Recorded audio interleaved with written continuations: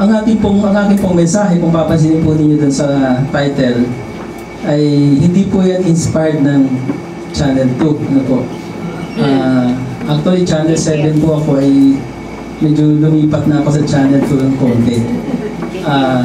Ang nagbigay po ng inspiration sa akin dyan, nung pong sinabihin ako sa silang na ako'y mag-i-speak, alam po yung silang ay mag-55 years na po sila this coming September 28. At mahirap pong magmensahe sa isang iglesyang may katandaan na. Kung i-multiply po natin sa isang taon, 52 Sundays, times 50, almost 55 na, ilang Sundays po yun? So, ibig sabihin, ilang mensahe na ang napakinggan nila. So, mahirap pong gumawa ng mensahe kasi chances are, baka may mensahe kang maulit kasi napakadaming mensahe na. Remember, 55 years old lang po yun at may mga buhay pa rin miyembro na nandun. Kahit mga senior citizen na. So, ako po yung nag-isip, sabi ko, mahalaga na makita sa kanila yung kanilang iglesia. At na sa biyaya pong Panginoon, nakita ko yung pagmamahal ng Diyos. Umpisa nang itayo niyo yung church. Ang sabi ng ating Panginoon sa aklat ng Mateo, I will build my church. Jesus Christ built the church upon Himself. Pangalawa, siya po'y namatay para doon sa iglesia. Para magkaroon sila ng katubusan at madala doon sa iglesia mula sa kadiliman patungo sa kaliwanagan. Namatay po siya para sa church, para sa atin. At pangatlo, alam niyo po bang biblical yung sinabi nung uncle ni Spider-Man na great power means great responsibility. At yung sinabi po, kung hindi po kung nagkamali, isang leader sa US, yung much is given, much is required. Yung po ay napaka-biblical. Kasi kung aalalahanin po natin yung sa Acts chapter 1 verse 8, and you will receive power, and you will be my witness. That is required. So much is given, much is required.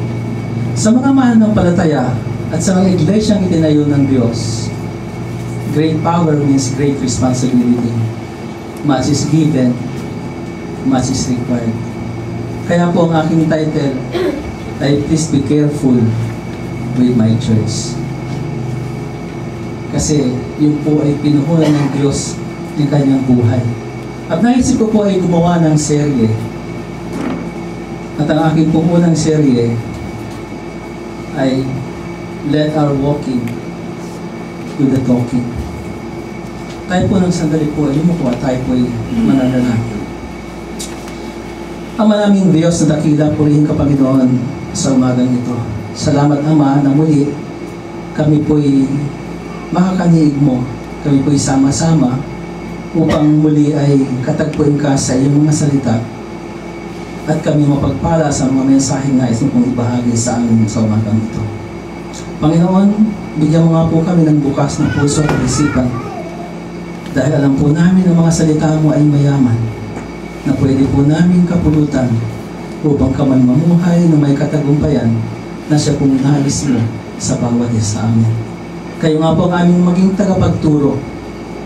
Malaya po nawang kumilos ang iyong banal na Espiritu sa aming kalagitnaan upang siya po namin maging tagapagturo at magbigay sa amin ng bukas na puso at isipan. Ito po ang aming dalangin sa pangalan ni Jesus. Amen.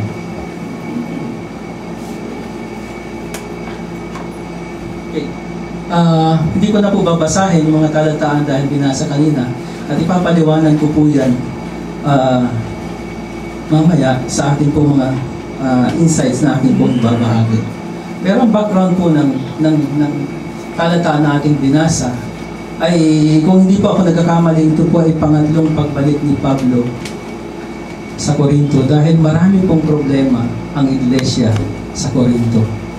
Marami po during the time, mapag-aralan na po natin yan, na nagtuturo ng maling aral, nag-i-introduce ng ibang Kristo. At kaya po, at nandun pa yung maraming immoralidad sa mga miyembro po ng iglesia ng Corinto. Kasama na po doon yung mga leaders ng iglesia. At kung papansinin po natin, doon sa unang talata, kini-question nila yung ministry at pagkatawag kay Pablo. Yung po yung tumatakbo. At yan po yung idinidepensa ni Pablo yung tumatakbo, yung kanyang pagkatawag. Idinidepensa niya yung kanyang ministeryo. Kaya kung papansinin po natin, sa huling bahagi, sa chapter 13, sila naman ngayon ang tinanong ni Pablo na i-test ninyo yung inyong sarili. So mga kapatid, yun po yung sinasabi kong title ng mensahe. Bakit kaya nagkaganon? Okay. Just be careful with my church part 1. So, let our walking do the talking. Alam niyo po mga kapatid, na maraming Kristiyano ang may PhD daw. Alam niyo po bang ibig sabihin ng PhD? Okay. Ano ang tawag sa taong puro bida, puro kwento? Marami siyang alam na sinasabi, pero hindi naman nakikita sa gawa. Diba? Okay. So, ang tawag doon ay puro hangin daw. Yung PhD. Kaya maraming Kristiyano na may PhD daw. Diba? Kasi, marami tayong alam. Kasama po ako doon. Marami tayong alam. Alam natin yan eh. Nabasa ko na yan eh. Diba? Can you imagine? 11 years na po ang GBCC. Marami tayong napakinggan mensahe. Ano po? 52 times 11. Diba? Yung 55 times 52 nga. More than almost 3,000 messages yung napakinggan na. Yung 11 years, ilang mensahe na po kaya? Diba? Almost 600 messages. Eh, ang dami lang natutunan dapat eh, ano? At minsan pag sabi ko, alam na nila yan, narinig ko na yan, pero ginagawa kaya? Diba? So, kaya mga kapatid, yung aking mensahe ngayong umaga, okay, ito po yung sinasabi ko kanina, na binalikan sila ni Pablo dun sa chapter 13, i-test naman ninyo yung inyong sarili. Diba? Kung kayo ay nandun sa faith. Kasi mainam na tayo po ay nagsasaliksik o nag-i-evaluate ng ating sarili. Alam niyo po kung bakit?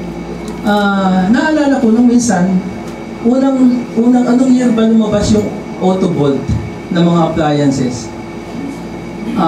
Naalala ko yun kasi under ko audiovisual noon sa AIN. Pero ang problema po sa design ng Autobolt ay pag na-sense po niya na 220 yung supply, doon mag-shift siya doon sa 220, ano? Pero pag na-shift po niya na 110 yung supply, kasi may mga building po na 110 yung iba, mag-shift siya sa 110. Pero ang problema, paano kung 180? Kasi minsan mababa yung voltahe. Paano kung yung 180? Nalilito po yung minsan yung device kung anong i-adapt na voltahe. At sa aming pong experience, ay madalas nakakasira ng equipment. But of course, ngayon, na-enhance na po yung ganong design. Hindi na po siya Autobolt na 220, 110. Siya po yung naka-range na, di mo ba? Kung papansinin nyo, naka-range na. 230, das 110. Kung minsan nga, baka mas mababa pa, 80. Yung iba, 80. Di ba? So, naka-range na siya.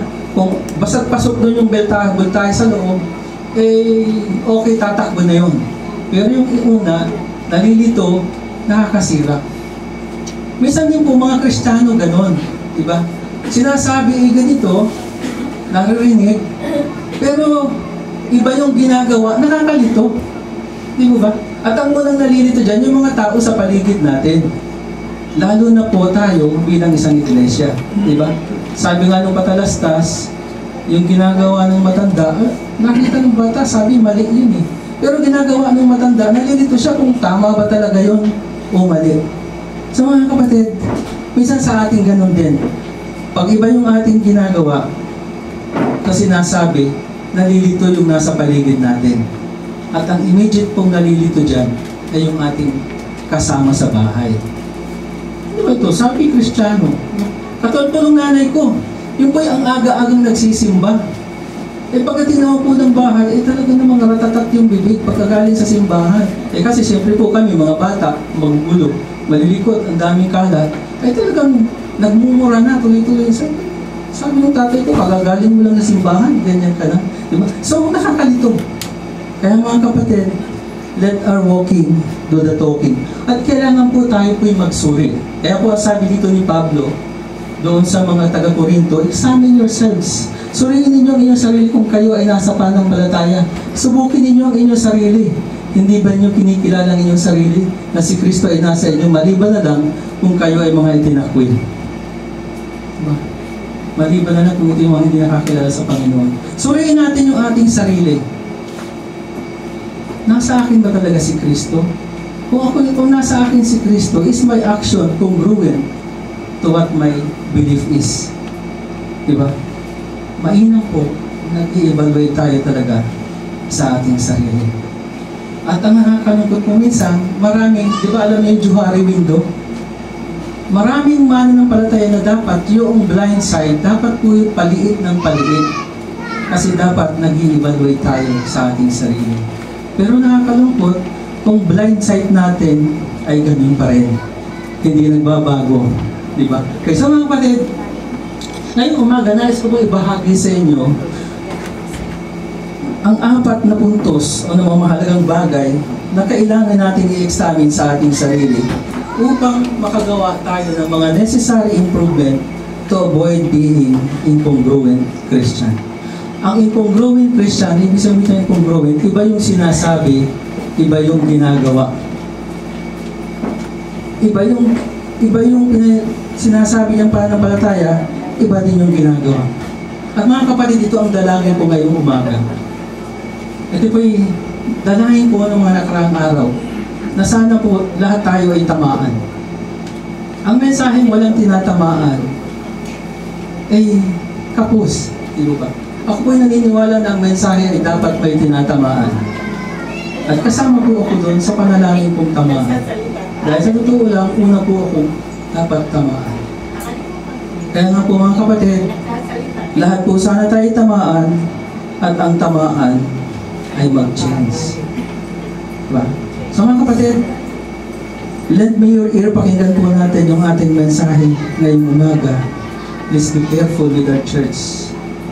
Let our walking do the talking. Meron pong 4 akong ibabahagi sa inyo sa umaga ito. Una, nurture our influence.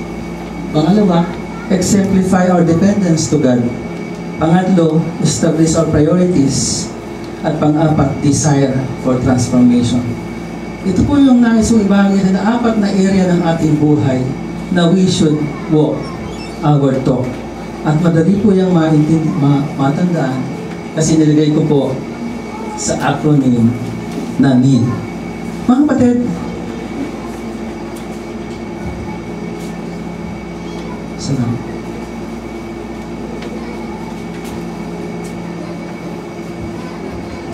Okay. Mga kapatid, tingnan po natin yung una. Ang sabi po dun sa 1 hanggang 4 ay ganito.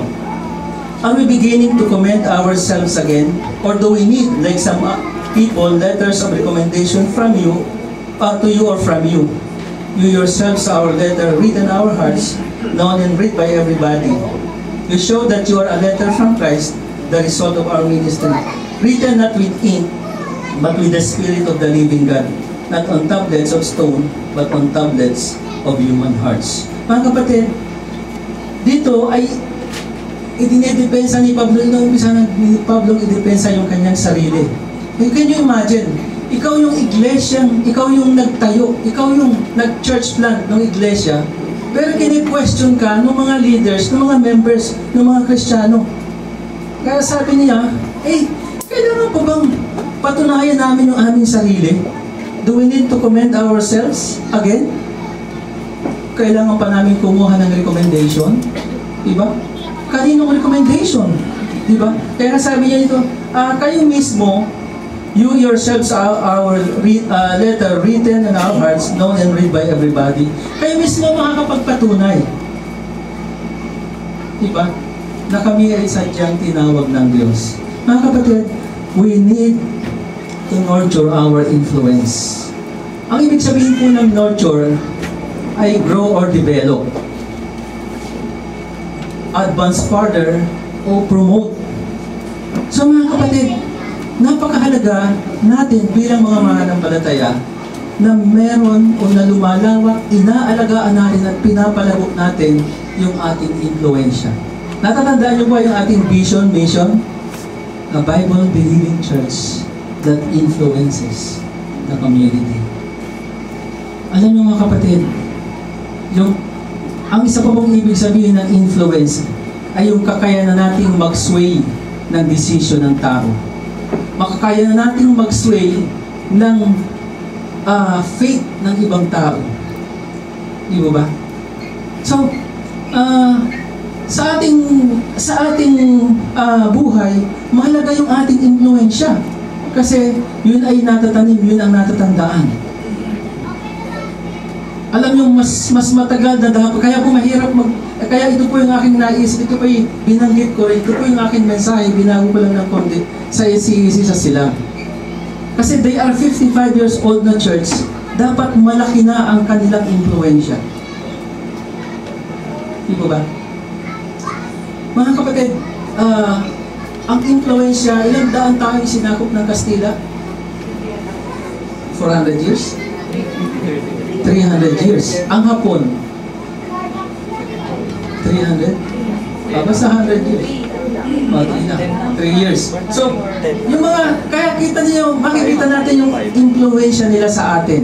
Diba? Yung pagmamano, kaninong influensya? Sa Kastila, diba? May nagsasabing hindi maganda yung pagmamano, may nagsasabing maganda, depende sa ating pananaw. So, pero papansin natin, may mga influensyang maganda, may mga influensya namang negatibo. Di ba? So, tingnan natin yung influensyang maganda. So, ayun sabihin po dito, bilang mananampalataya, dapat yung ating influensya ay ating ninonurture, inaalagaan. Nakakapag-influensya tayo dapat ng tama sa ating paligid. Nai-influensyahan natin sila ng ating pananampalataya. Mga kapatid, bakit kailangan natin mag-develop ng influensya? Mahalaga. Dahil sabi ng mga salita ng Diyos sa Matthew chapter 5, 13-16, you are the salt of the earth, but if the salt loses its saltness, how can it be made salty again? It is no longer good for anything except to be thrown out and trampled by men. You are the light of the world. A city on a hill cannot be hidden. Neither do people light a lamp and put it under a bowl. Instead, they put it on its stand and give its light to everyone in the house.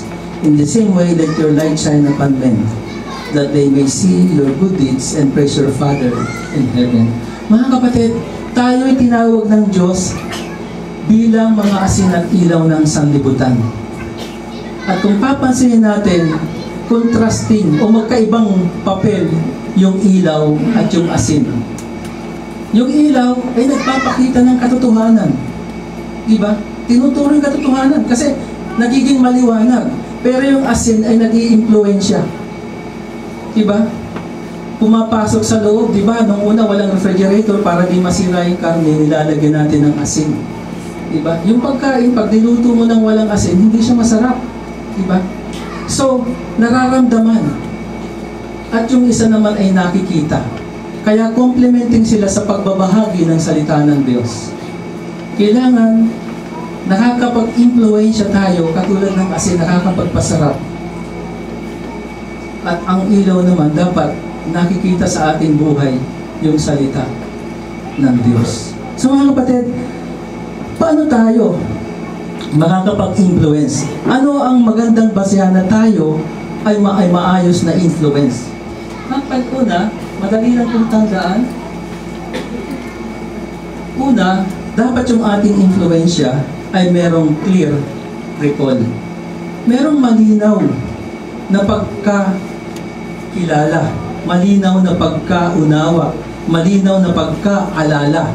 Diba? Alam niyo po, yung mga involved sa marketing, ito po yung napakahalaga sa kanila, yung reach at saka yung recall. Yung kanilang advertisement, klaro ba? Naiintindihan ba yung gustong iparating na mensahe? Di mo ba? Sabi nung, paano yung McDo sa mga bata? Di ba? McDo? Pag narinig, di ba? Jollibee, kaya ang lalakas naman yan. Gaganda ng kanilang commercial.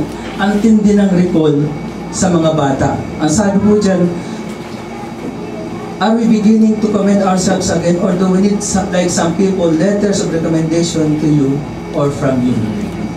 Paano natin papatunayan yung ating pagiging mananampalataya? Kailangan bang meron pang magpapatunay? O kailangan naalala, oo nga. Diba? Pag binanggit ang pangalang Juan de la Cruz sa church, may member siya ng church, pag binanggit ang pangalang Juan de la Cruz, anong maaalala mo sa kanya? Ito ba'y isang tao na kailangan pang, o kunyari, ito ba'y isang mananampalataya na kailangan pang parang kariton, itulak ng itulak para kumilos at maglingkod sa Panginoon? O siya itong isang taong sinong kailangan ng sinong gusto mag-volunteer sa ganitong ministry? Siya ba'y nagbo-volunteer ka agad? Mga kapatid, mainam na tawag dito, naalala tayo sa mga ganong bagay. Naalala yung mga ginawa sa ganong bagay. Alam mo kapatid, ang problema dun sa mga taga-Korinto, madali silang makalimot. Pero hindi natin sila minsan sa isang banda masisisi kasi may nagtuturo ng mali. Di ba malilito kapag ganon? Pero mga kapatid, kung malinaw yung ating pundasyon, hindi tayo madaling makalimot. Meron tayong malinaw na pagkaalala dun sa mga itinuro o sa natutunan natin. Ang problema, anong mensahe ng Sunday?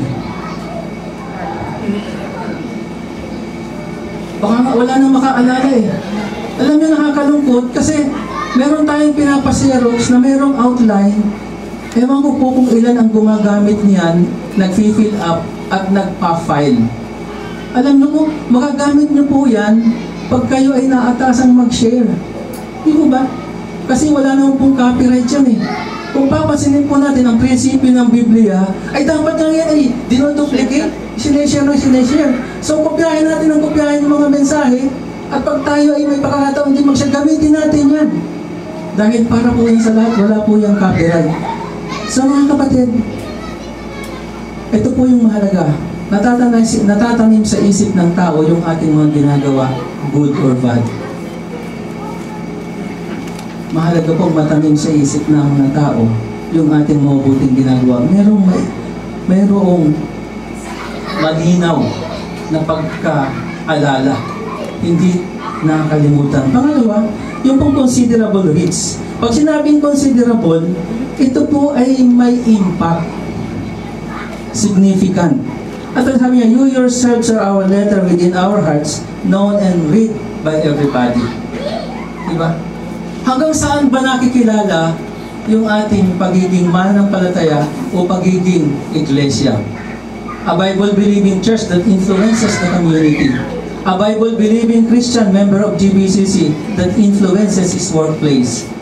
That influences his school or her school. Ganun po kaya? Alam nyo, yung considerable reach, yung reach ay pwede pong geographical. Kaya meron tayong gawain sa Monteverde, ninanais nating magkaroon ng impluensya ng gawain sa ibang mga lugar dito sa Cavite. Pero po natin kalilimutan na ang reach ay pwede ring symbolical. Yung reach ay pwedeng sa puso ng tao, katulad po nung sinasabi dito, you yourselves are our letter written in our hearts, known and read by everybody. Naaabot po ba talaga natin yung talagang tunay na kailangan ng tao? Diba? Minsan po sa pagtulong, minsan kala natin tulong tayo ng tulong, pero hindi pala natin naaabot yung tunay nilang kailangan. Ang tunay nilang kailangan minsan ay matutong mangisda, hindi bigyan ng isda. Diba ba? So mga kapatid, considerable risks, significant, may impact no sa buhay ng tao, yung ating buhay. Di ba ba? Ang ibig sabihin ng ministry, katulad ng dinedepensa po dito ni Pablo, dinedepensa niya yung kanyang ministry, dinedepensa niya yung kanyang pagkatawag. Ang ibig sabihin po ng ministry ay using one's person, ito pa inulit ko, using one's person to change other person's life. Eh paano naman kung sala doon sa pananampalataya ng Biblia, yung takbo ng ating buhay? Kawawa naman yung mai-impluensyahan natin yan. Kaya nga, great power means great responsibility. Kaya nga alam mo mga kapatid, mahirap ang maging magulang. Walang school niyan, and yet, napakalaki ng responsibilidad natin sa ating mga anak. Kaya nga ang tulad sabi sa aklat ng, I think, Proverbs ba o Psalms, na yung ating mga anak ay katulad ng araw na nasa ating kamay. Kung saan natin iumang, dun yung tatama. Nasa ating kamay ang kinabukasan ng ating mga anak. Kaya nga alam nyo, ito po yung na-appreciate ko isang na-appreciate ko sa aking tatay, ay yung kanyang pagiging responsable pagdating sa aming mga anak. Alam nyo, ang tatay namin, sabi niyan, alam niya anong oras ang uwi mo sa school? 5 o'clock. Estimate niyan, mula school hanggang bahay, 30 minutes. 5:30, nasa bahay ka na. Inaalam po talaga niya kung anong oras ang uwi namin. Hindi pwedeng hindi niya alam. Kahit magpaalam kami, pupunta sa ganitong party, tatanay pa hanggang anong oras. At i-estimate niya kung anong oras makakauwi. Yung po ay hindi paghihigpit. Yung po ay pagpapakita ng pagmamahal. Kasi paano kung naglakwat siya lang pala, hindi mo alam, ay kung napahamak. So, it is being responsible as parents. Kaya nga sabi ko, mahirap maging parent dahil wala akong eskwelahan. So, mga kapatid, ang ating pong reach ay hindi lang yung ating yung ating influence, kundi yung ating mga programa. Ano ba yung mga programa natin sa church? Ano ba yung kanyang nare-reach? Pangatlo, convincing result. Diba? Yung ba yung matalastas na motto like, convincing? Diba yun? Pag sinabing convincing, kitang-kita, hindi mapapasibalian. Hindi puro hangin. Hindi puro salita. Diba? Okay, so, mga kapatid, ang sabi po dyan, you show that you are a letter from Christ, the result of our ministry, written not with ink but with the Spirit of the living God, not on tablets of stone, but on tablets of human heart. Ang pansinin po natin, yung result, convincing result. Bakit? Tunay ang kanyang conversion. Tumagos hanggang puso.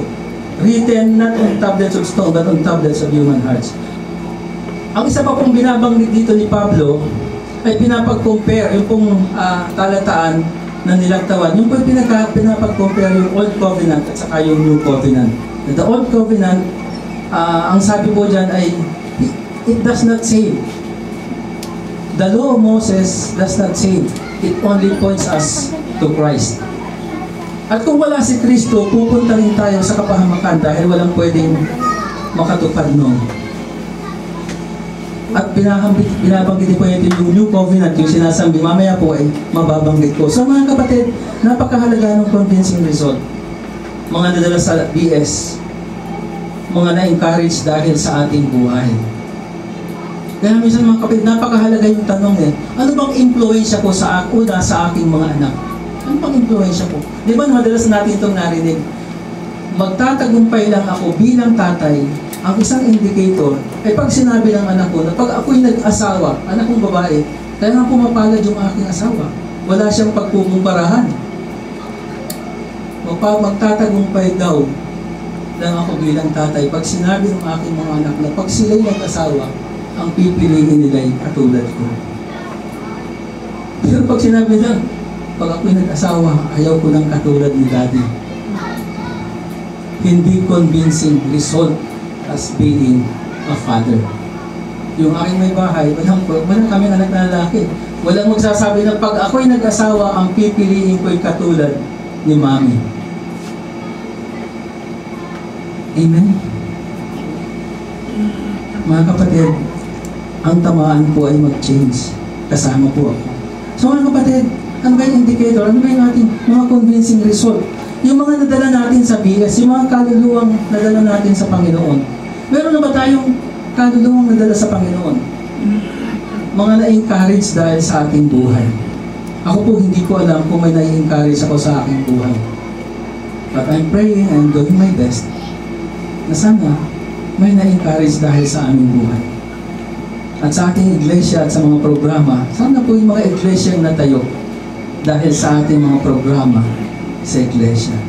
Salamat sa Panginoon. Meron tayong GBCC Canlubang at may GBCC trainings. At nawa po ay more to come. Dahil po yun ang convincing result ng ating impluensya bilang GBCC. At nakalagay pa naman po yan sa ating vision na Bible-believing church that influences the community. Mga kapatid, pangalawa, exemplify our dependence to God. Pag sinabing exemplify, di ba maraming, minsan umaawit tayo, nagpapatotoo tayo ng mga pasasalamat sa ginawa ng Diyos sa ating buhay, pero hindi tayo consistent inside. Di ba? So, mga kapatid, ang sabi mo kung sinabing exemplary, ibig sabihin to show, make clear, demonstrate. Ipakita natin yung ating dependence sa Panginoon. Hindi puro hangin daw. Hindi puro salita daw. Ipakita sa ating buhay na tayo ay nagdedepende sa Panginoon. Diba? Minsan ang problema, diba? Parang reservang tire lang ang Panginoon. Pag may problema, parang nararatel tayo sa halip na mag-pray muna sa Panginoon. Diba ba? Exemplify our dependence to God. Now, verse 4, such confidence as this is ours through Christ before God. Not that we are competent in ourselves to claim anything for ourselves, but our competence from God, that He has made us competent as ministers of new covenant, not of the letter but of the Spirit, for the letter kills, but the Spirit gives life. Ito po yung sinasabi ni Pablo. Ang kanyang pagkatawag ay mula sa Panginoon. At ang kanyang kakayanan, ang kanyang competence ay nanggagaling sa Panginoon. Hindi tinawag si Pablo dahil siya'y mahusay. Tinawag si Pablo dahil nakita ng Panginoon na pwede siyang magamit sa Panginoon. Bakit? Lahat tayo ganun. Tinawag tayo ng Diyos hindi dahil tayo mahusay. Sabi ng salita ng Diyos, yung ating kayamanan, yung ating kakayanan, yan ay basura sa harapan ng Panginoon. Ang kailangan ng Diyos ay yung ating pagsunod. Mga kapatid, sabi dito, such confidence as this is ours. Yung confidence, yung kapanatagan, yung pagtitiwala ay nasa atin, galing kay Kristo. Alam niyo mga kapatid, ang aking confidence sa pagbabahagi ng salita ng Diyos ay na kay Kristo. Hindi ko pwedeng iasa sa aking sarili. Kasi kung iaasa ko lang sa aking sarili, ninervyusin ako. Dahil hindi ko po yung kaya. Hindi ko po kakayanin maging tatay at asawa. Magampanan yung tungkulin bilang tatay at asawa ng maayos na hindi ba ako nagtitiwala sa Panginoon. Alam niyo po, nung kami ikasal, pinagpatutuo po ako ng Pastor Ruel, after ng aming wedding. Kasi captured market yung aking mga magulang. Sabi ng pastor, pagkatapos magpatutuo ka, nandyan yung iyong tribo. Kasi ako lang po yung unang naging mananampalataya. At isang bahagi po ng patutuo ko ay nagulat po sila na sabi ko, ay wala akong tiwala sa aking asawa. Gusto kong maayos ang buhay, nais ko mag-abroad, pero wala akong tiwala sa aking asawa na iingatan patungkol sa aming relationship. Pero ako po'y nagtitiwala sa Panginoon na iingatan ng Diyos yung patutuo naming mag-asawa bilang mag-asawa. Yun po ang sabihin, nakamahalaga yung confidence. Kailangan, bakit kailangan po tayong may confidence sa Panginoon? Ito po ang sabi sa John chapter 10, 15, 1-4. I am the true vine and my Father is the gardener. He cuts off every branch in me that bears no fruit.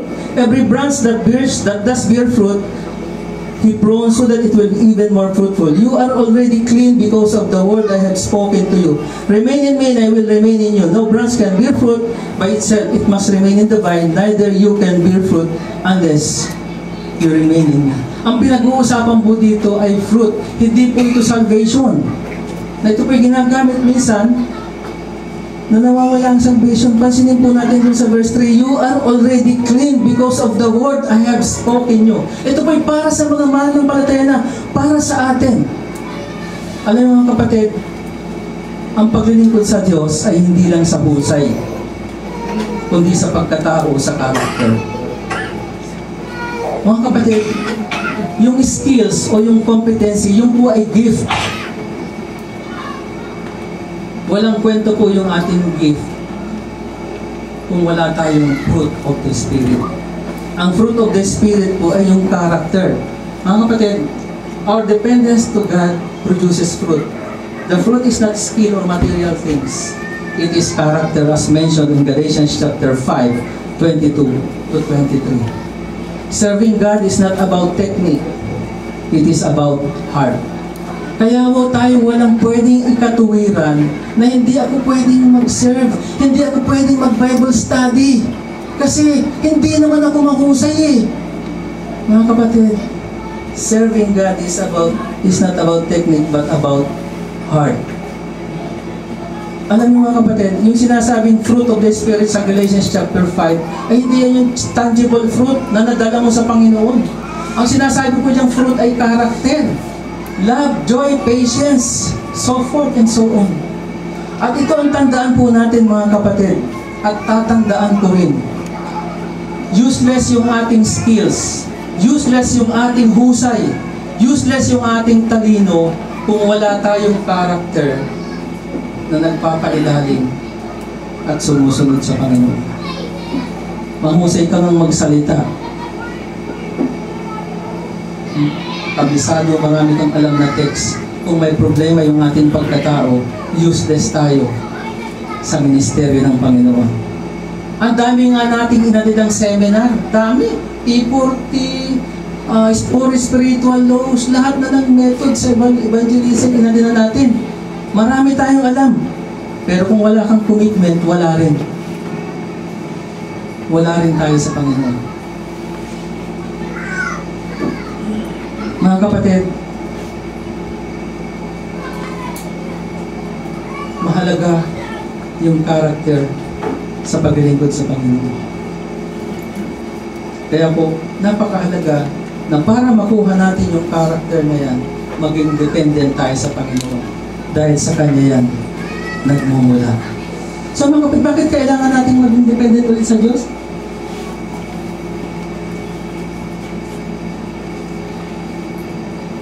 Una, meron tayong perfect reason para maging dependent sa Panginoon. Sabi po dun sa verse 4, such confidence as this is ours through Christ before God. Ang ating sinasabi ng Biblia na yung ating confidence ay mapapasa atin through Christ. At dahil tinanggap natin si Kristo sa ating puso, nandyan na yan.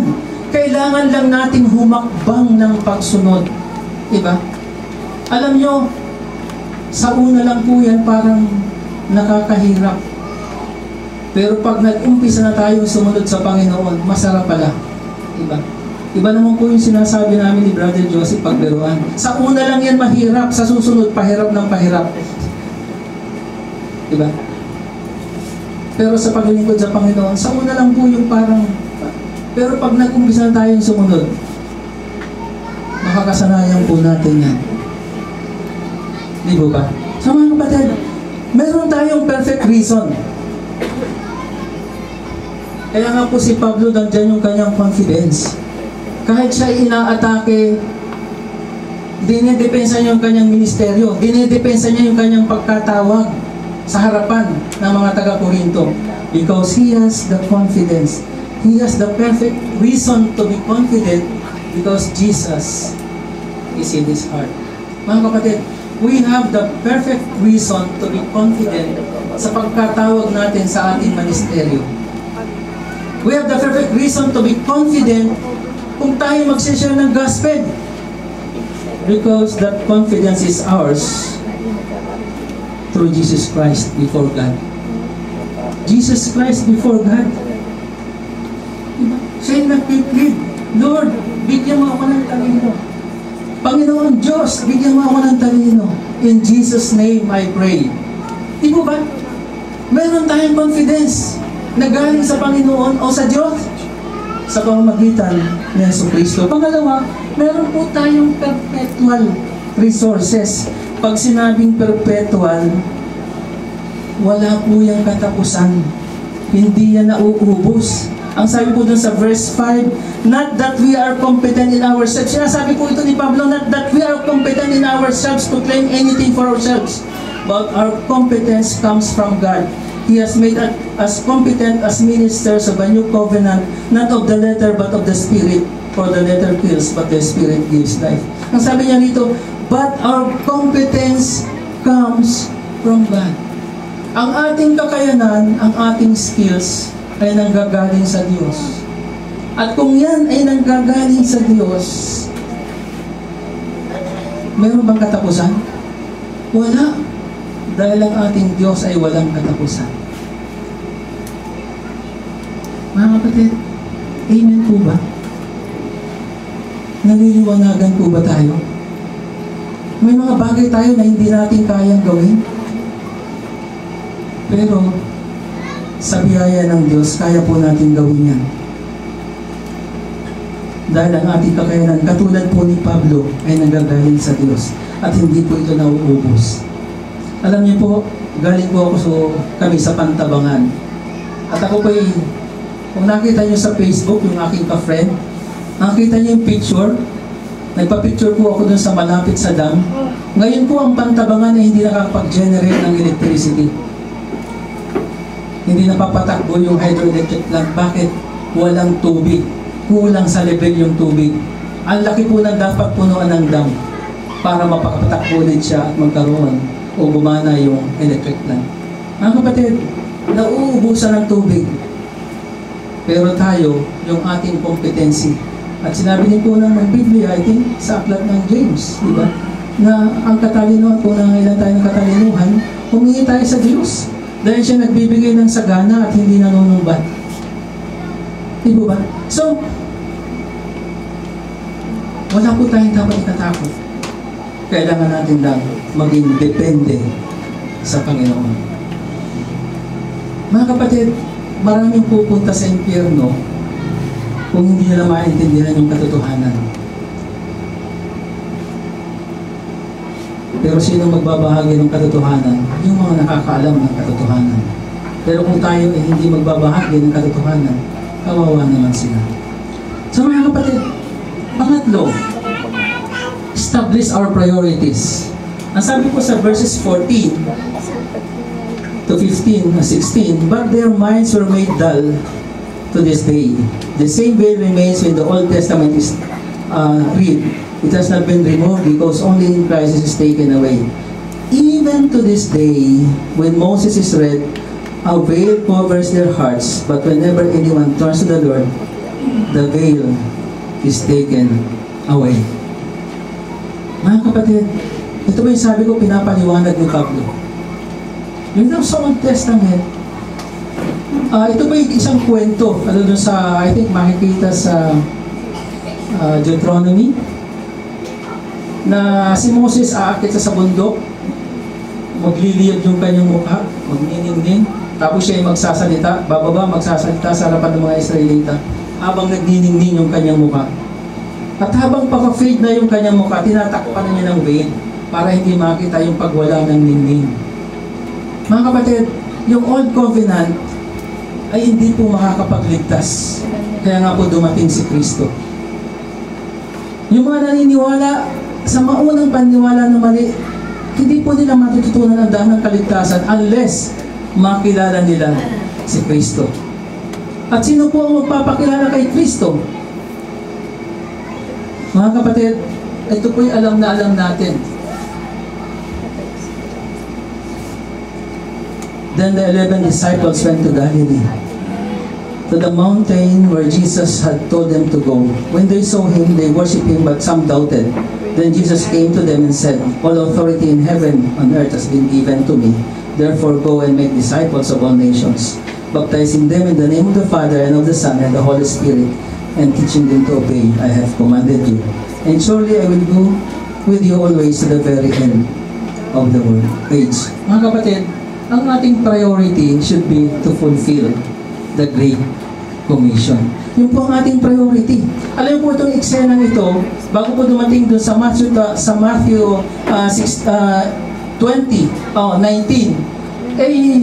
yung pong mga Pariseo, nagpakalat sila ng balita na may sinuhunan yung gwardiya na sabihin ninyo na hindi naman nabuhay si Kristo, ninakaw ng kanyang mga kasama. Diba? Kaya nga, sabi niya doon sa verse 19, therefore, go and make disciples. Therefore, turuan niyo yung mga tao. Ituro niyo yung katotohanan. Kasi maraming nagpapakalat ng maling katuruan na si Kristo'y hindi nabuhay na maguli. Siya'y dinakaw ng kanyang mga kasamahan. At alam niyo mga kapatid, to this day, maraming ganun. May mga nangangaral na si Kristo ay namamatay pa ulit-ulit. Na ang kaligtasan ay nandun pa rin sa pagsunod sa lumang tipan. Pagsunod dun sa 10 utos. At kung hindi natin ipapakaral ang kaligtasan ni Kristo, maraming pupunta sa impyerno. Mga kapatid, pag sinabing establish our priorities. Pag sinabi pong establish, is to create something that is meant to last for a long time. Yung ating priority ay hindi dapat on and off. Ang priority natin ay mag-share ng gospel. Dapat maging way of life natin ang pag-share ng gospel. Pagpapagamit sa ministeryo. Iba't ibang antas po tayo ng paglilingkod sa Panginoon. Ang isang ibig sabihin po ng establish by to institute permanently by enactment or agreement. Yung ating priority na magbahagi ng salita ng Diyos, na maging isang missions-minded church ay dapat permanente. Dahil yun dapat ang ating priority. To go and make disciples of all nations. At alam niyo po ang ating pangitain ay hindi lang dito sa JMA, hindi lang dito sa Cavite. Kung luluubin ng Panginoon, baka umabot sa ibang probinsya o makarating pa sa ibang bansa. So mga kapatid,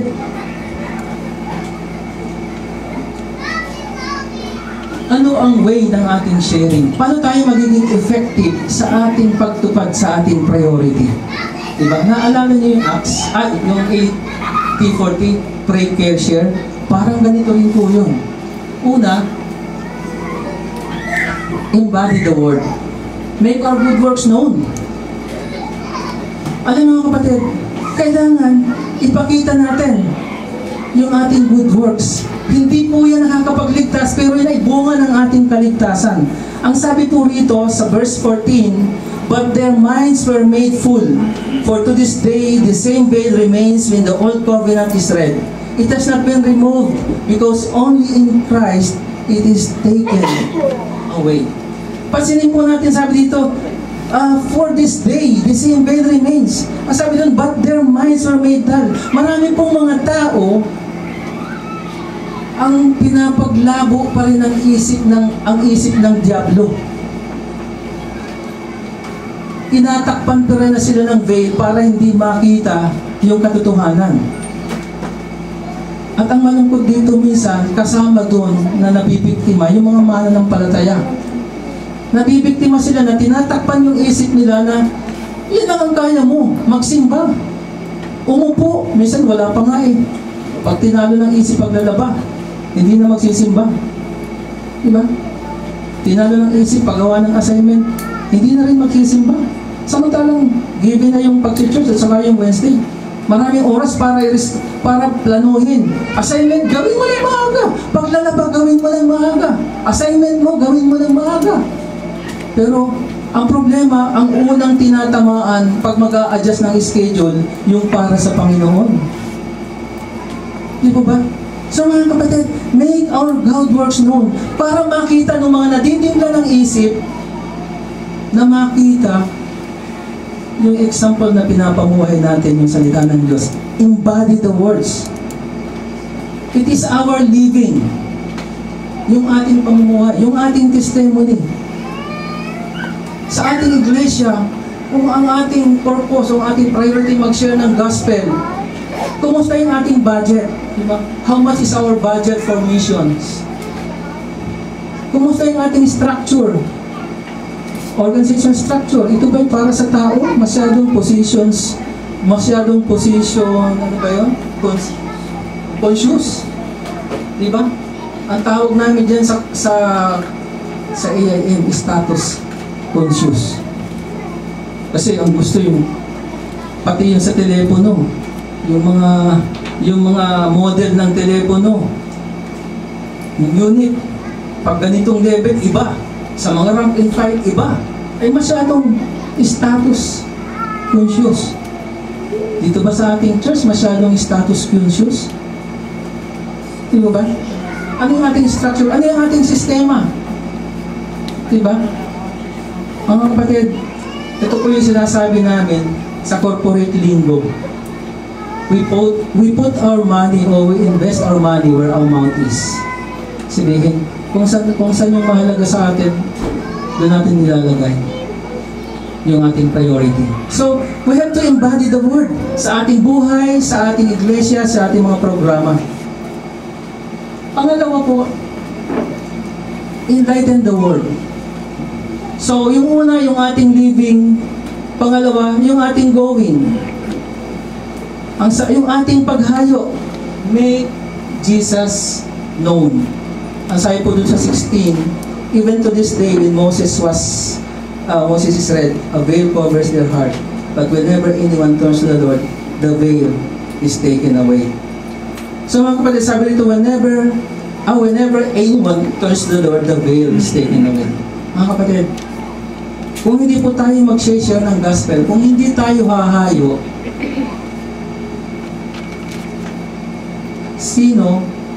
paano sila mag-turn sa Panginoon? Sabi po dyan, but whenever anyone turns to the Lord, the veil is taken away. Sino mag-share ng gospel para mga tao ay mag-turn to the Lord upang mawala yung takip sa kanilang kaisipan? So mga kapatid, everybody should be able to share the gospel. Kasi ang pag-share ng gospel ay responsibility ng bawat isa.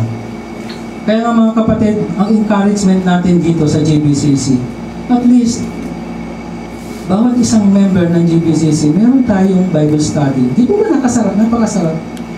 Kapitbahay. Kung bawat isa, hindi lang po pastor. Alam mo, ako po yung nalulungkot dahil natigil ang aking Bible study. Alangan po akong humanap kasi baka matapos na yung kanal. Diba? Nagulo ng aming Bible study doon. Sabi ng nagkausap ko, Pastor, walang kaayusan dito sa tindahan. Wala muna tayong Bible study. Maghahanap muna kami ng ibang lugar. Sabi ko, sige ate, pray na lang tayo. Mga kapatid, bawat isang leader o bawat isang mananampalataya, membro ng GBCC, nawa po ay may isang Bible study. Dahil yan ang ating priority. Kumustahin po natin yung ating sarili. Tayo po nagsishare ng gospel. Tayo ba may Bible study? Mga kapatid, panghuli,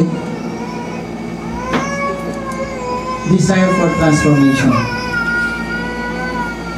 Pag sinabi pong desire, we have to crave, long for, or talagang meron talagang earnest na desire, meron talagang kauhawan sa pagbabago.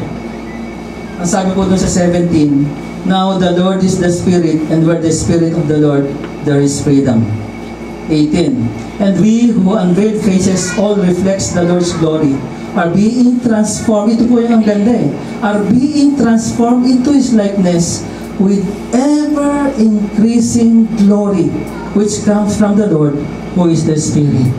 Mga kapatid, it's my prayer dito sa talataang ito na i-open po ng Panginoon yung ating spiritual eye. Because this is the power, ito po yung ating potential power na dapat natin pinanghahawakan. Pansinin po natin, and we who with unveiled faces reflect the Lord's glory. Tayo po yun, mga mananampalataya, na naliwanagan na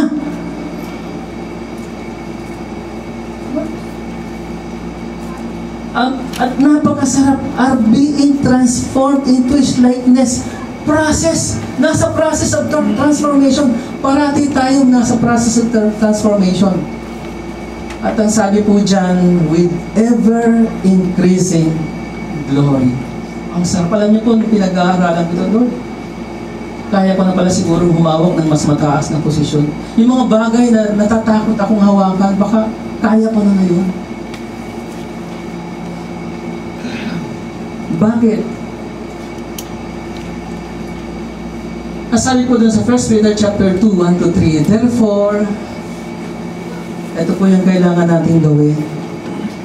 Rid yourself of all malice and all deceit, hypocrisy, envy, and slander of every kind. Ibig sabihin po niyan, ayusin natin yung ating being. Alisin natin yung mga bagay na hindi nakakapagpalulati sa Panginoon. Rid yourself of all malice. Diba? Alam po natin yung mga bagay na yan. Yaan ay mga bagay na may problema o may relasyon sa ating pagiging being. At ang sabi na sa verse 2, like newborn babies crave for spiritual milk, so that by it you may grow up in your salvation, now that you have tasted that the Lord is good. Ito po yung sinasabi ko kanina. Pag nasubukan yung sumunod sa Panginoon at naramdaman ninyo in all our hearts na ang sarap palang mag-share ng gospel. Pag may nakakilala sa Panginoon, ang sarap pala. Mga kapatid, ang problema, bakit may mga mananampalataya na patapos mag-share at ang ganda ng patutuo, wow Lord, heaven, ang ganda, nakapag-share ako ng gospel. Bakit minsan makita mo, ilang panahon wala na, hindi mo siya makita.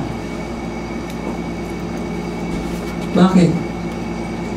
Kasi dapat po ganito yan, yung glory ng Panginoon ay nakikita sa ating buhay. At hindi natin ini-steal yung glory na yun. Kasi ang glory ng Panginoon sa ating buhay ay mga bagay na hindi natin kayang gawin before. Pero nang makilala natin ang Panginoon, kaya na natin gawin. And therefore, the glory belongs to Him. Pero pag tayo nalasing at kinuha natin yung glory na yon, magkakaproblema yung ating pagkatao. Kaya nga po ang paglilingkod sa Panginoon ay habi, take up your cross and follow me. Deny yourself. Hindi yung ating sarili ang mataas. Pero pag tinataas natin yung ating sarili, may problema yun. Up and down yung ating transformation. Up and down yung ating paglilingkod sa Panginoon. O mga kapatid,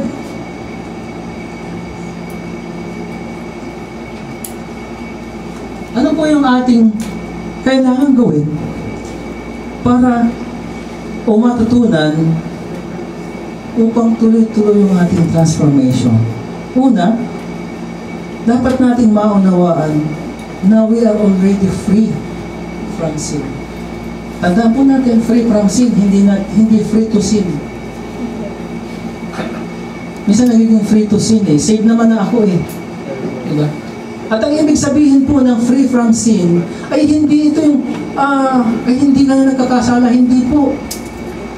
Minsan nagkasala tayo, pero pag nalaman natin mali, hindi na natin uulitin yun. Kaya nga po sabi ko, ilang mensahe ang napapakinggan natin every Sunday. Pag nalaman natin ito yung mali, dapat hindi na po natin ginagawa. Sabi rito, now the Lord, sa 70, now the Lord is the Spirit, and where the Spirit of the Lord, there is freedom.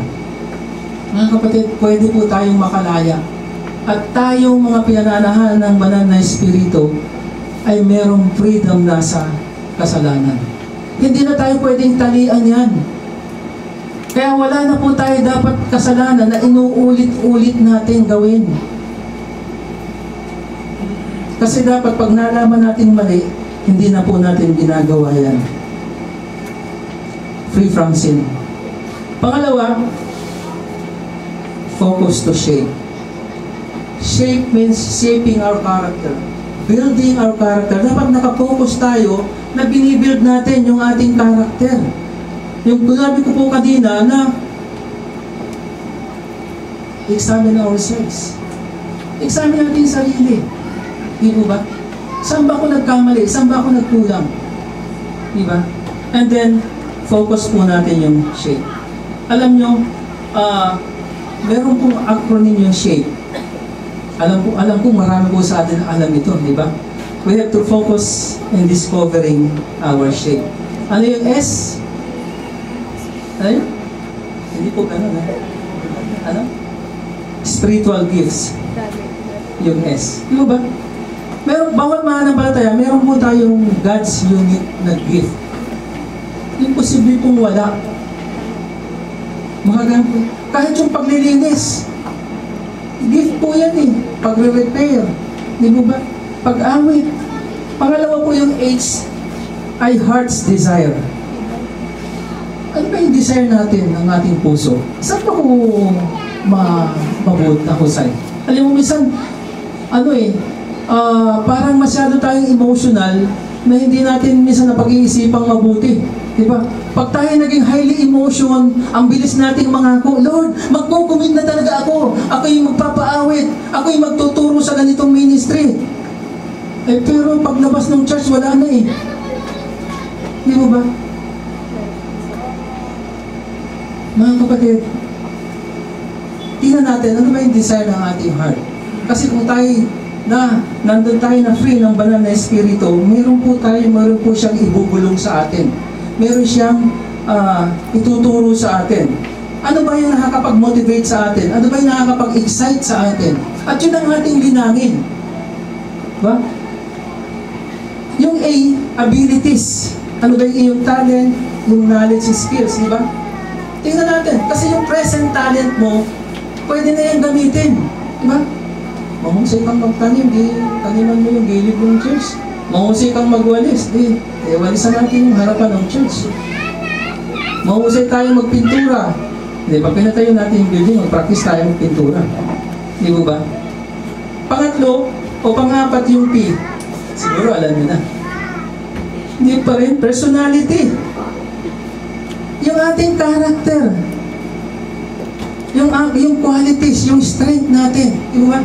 So, ano yung mga qualities na meron tayo? Tingnan natin. Di ba? So, focus to shape. At panghuli, yung E. Di pa rin, walaan. Nalimutan. Experience.